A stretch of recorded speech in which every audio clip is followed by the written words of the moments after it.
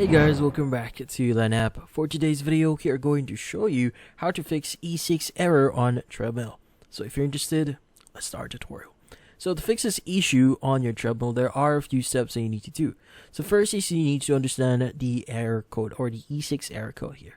So an E6 error code indicates a problem with the Treadmill's control board or wiring. Common causes include faulty wiring harness, connections, or damaged wire harnesses. Now, the next thing you want to do is once you've identified it, is you want to basically inspect the wire harness here. So first turn off the treadmill, power down the machine, and unplug it from the electrical outlet. Now, unscrew and remove the treadmill's panel to access the wires.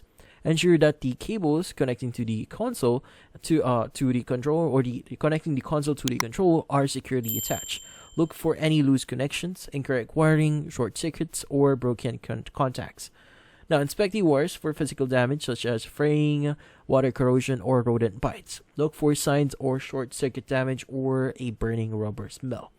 Now, reconnect any loose or incorrect attached wires. If you find damaged wires, consult an electrician to replace them. Now, if you detect serious damage or cannot resolve the issue, consider hiring a professional to repair or replace the faulty wiring. Now, from then on, you just need to reassemble the treadmill by securing the panel back in place. Plug the treadmill back and turn it back on and check if E6 error code is resolved. And that's about it. So, hopefully this video was able to help you. Like and subscribe to Lineup. Thank you for watching.